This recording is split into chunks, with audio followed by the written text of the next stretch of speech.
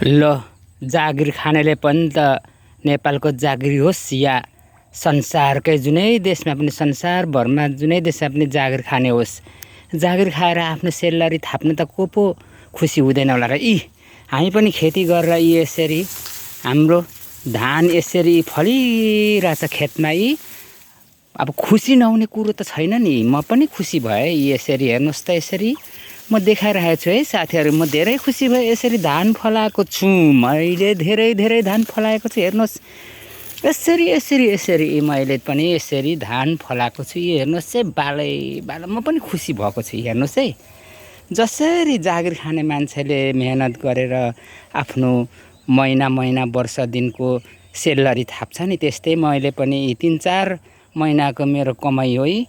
म पनि खुसीले गद हेर्नुहोस् है साथीहरू, यस्तो धान फलेको छ त गदगद नहुनु त। ल हेर्नुहोस् हेर्नुहोस् त, यस्तो गदगद भइहाल्छु नि म पनि। यसरी लह फलिरहेछ धान, हेर्नुहोस् है। त्यसैले म पनि खुसी भइरहेको छु।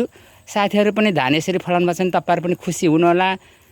कतिपय साथीहरूको त अब पानीले हावाले लग्यो, त्यो चाहिँ म धेरै त्यसमा चाहिँ मलाई पनि चित्त दुखेको छ, गुनासो छ। के गर्नु, मौसमको समयको फल खानुपर्ने। हेर्नुहोस् साथीहरू, यति भन्दै म बिदा चाहन्छु। हस् त है साथीहरू, बाई बाई।